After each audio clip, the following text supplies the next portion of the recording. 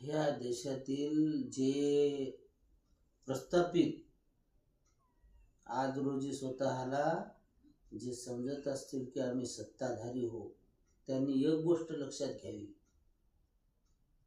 वंचित बहुजन आघाडीचे पॅनल निवडून आलं होतं, त्याची रिकॉन्टिंग केली आणि त्या रिकॉन्टिंग करून शनी चारीच्या चारी उमेदवार पाडण्यात आले.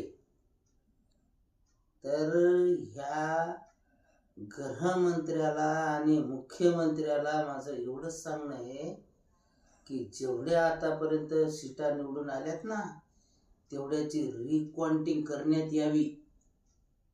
आणि जर रिकॉन्टिंग केली नाही ना, तर तुमचे जेवढे नगरसेवक असतील, जेवढे निवडून आले असतील, तेवढ्याला गल्ली गल्ली मध्ये ओढून शिनी मारू, बुट्टाचे हार घालू त्याला, दलिंदर हो. आम्हाला गेल्या 10 वर्षापासून माहिती आहे की तुम्ही काय काळा बाजार करायले, कुठं करायले, कसा करायले.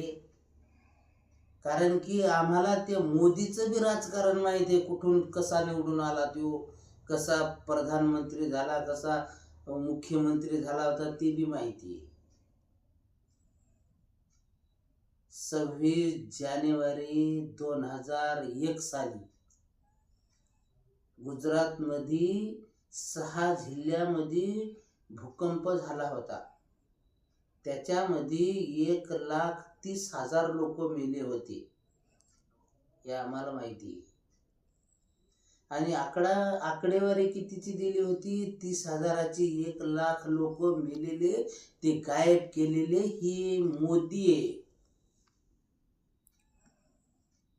आणि आज रोजी मी सांगतो ठामपणे, कारण की त्या कालावधीमध्ये मी त्या गुजरातमध्येच होतो.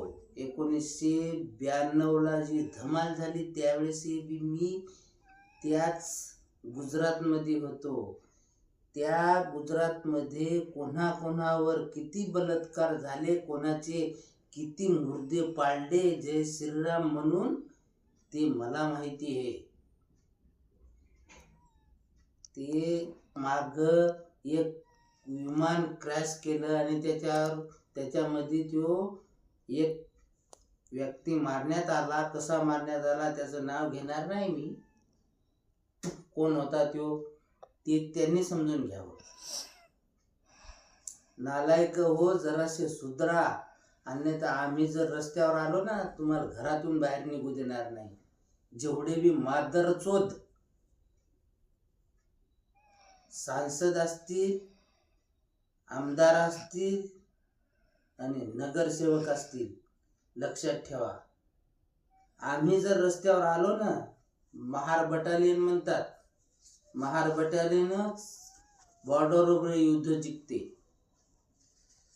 लक्षात ठेवा, कोणत्याच बामणाचा मुलगा तिथं नाही सीमेवर रक्षण करण्यासाठी, कोणत्या देशमुखाचा मुलगा नाही, कोणत्या माळ्याचा मुलगा नाही.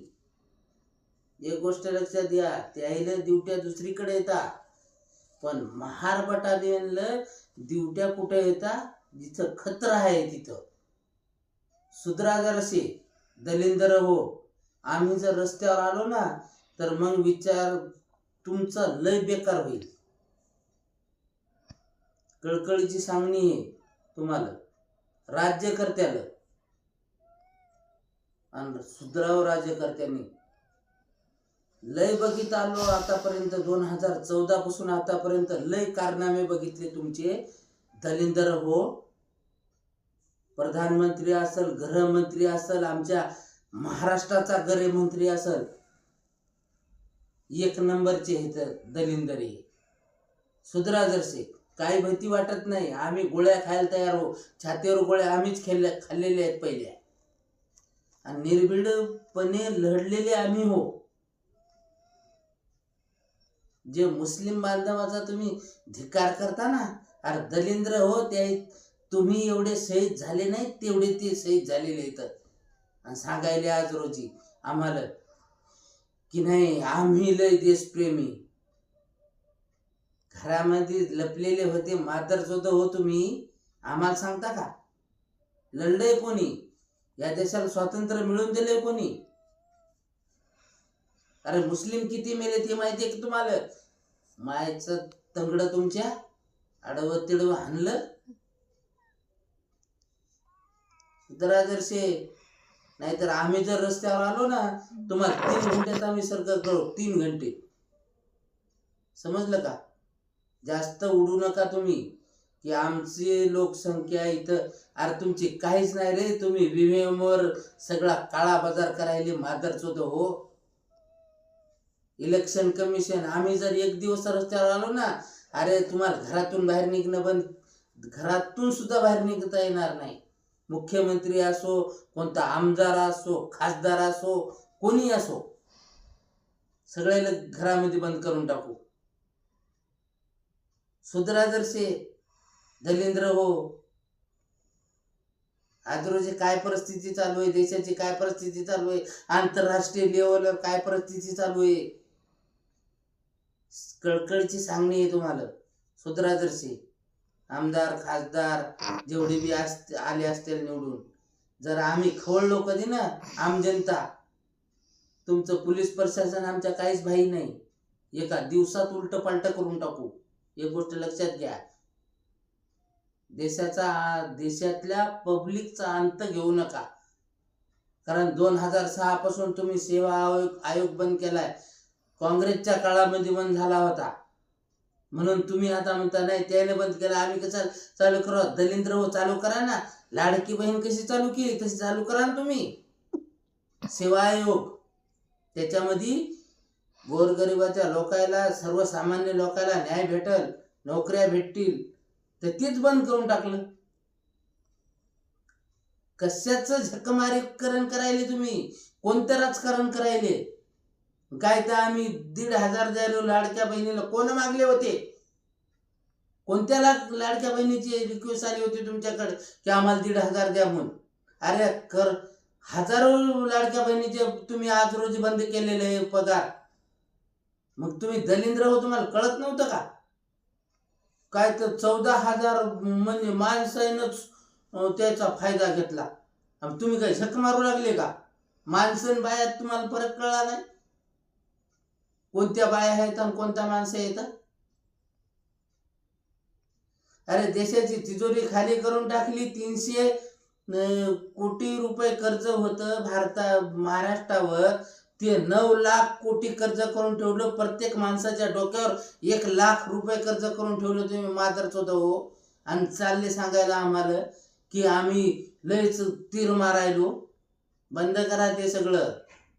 काही गरज नाही कोणती. आम्ही जे आमच्या बायका केल्या आहेत ना, आम्ही त्याचे संरक्षण करायची ताकद ठेवतो, जगवायची ताकद ठेवतो. एवढे तुम्हीच होते का? आमचे लाडक्या बहिणीनं, आमच्या लाडक्या बहिणी चालले बोंबलायले. मादरचोद सगळे दलिंदर कुठले. बंद करा हे. जर असं चालत राहिलं ना, लय विद्रोह होईल नेपाळच्या पलीकड आणि त्या बंगाल देशच्या पलीकडं विद्रोह होईल देशामध्ये.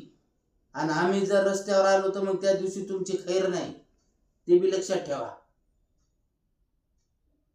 राजकारण तुम्हाला वाटायला लागलंय आमचं राजकारण, आम्ही गृहमंत्री, आमचेच सगळे चेले चपाटे. अबे गधे हो. सगळ्या लोकांना माहित आहे तुम्ही काय करायले. आणि हे तुम्ही जास्त त्याच्यामध्ये वाढवा करू नका. आमचं म्हणणं हेच आहे.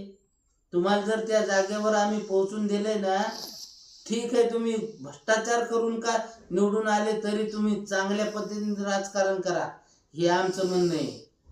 आणि तुम्ही जर वेगळ्या पद्धतीने राजकारण करसाल ना, तर मग तुम्हाला आम्हाला खाली आणायला उशीर लागणार नाही. 1 दिवसाचा टाइम लय झाला. 12 घंटे.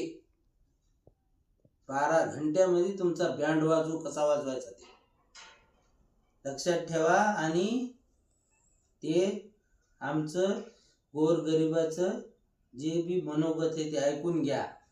आणि जर तुम्हाला ऐकायचं नसेल तर 4, 6, 2 महिन्यामध्ये तुम्हाला त्याचे परिणाम माहीत होतील. कसे होतील, कुठून होतील, आणि ते तुम्ही मग लक्षात ठेवा. पोलीस प्रशासन, तुम्हाला वाटतंय की आम्ही पोलीस प्रशासन आणू आर्मी आणू, SRP आणू, अरे ते बी आमचेच आहेत ना. कोणत्या आमदारा खासदाराचा मुलगा आहे त्याच्यामध्ये?